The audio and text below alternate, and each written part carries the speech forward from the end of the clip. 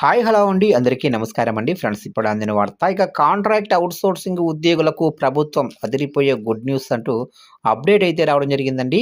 అయితే ఇందుకు సంబంధించిన పూర్తి వివరాలు అయితే మన వీడియోలో తెలుసుకుందామండి. ఆ గుడ్ న్యూస్ ఏంటనేది వీడియో మాత్రం పూర్తి వరకు చూడండి ఫ్రెండ్స్. అప్పుడే మనకి పూర్తి సమాచారం అయితే తెలుస్తుంది. అలాగే ఒక లైక్ చేసి ఇలాంటి మరిన్ని ముఖ్యమైన అప్డేట్స్ కోసం ఇప్పుడే మన ఛానల్ని సబ్స్క్రైబ్ అయితే చేసి ఫాలో చేయండి ఫ్రెండ్స్.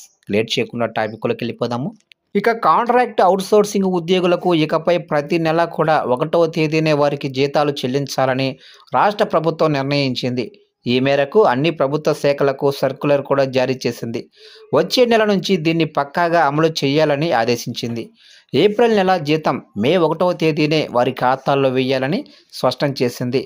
రాష్ట్ర వ్యాప్తంగా 4.80 లక్షల మంది కాంట్రాక్ట్ అవుట్సోర్సింగ్ ఉద్యోగులు ఉన్నారు. వీరందరికీ కూడా ఈ నిర్ణయంతో ప్రయోజనం చేకూరనుంది.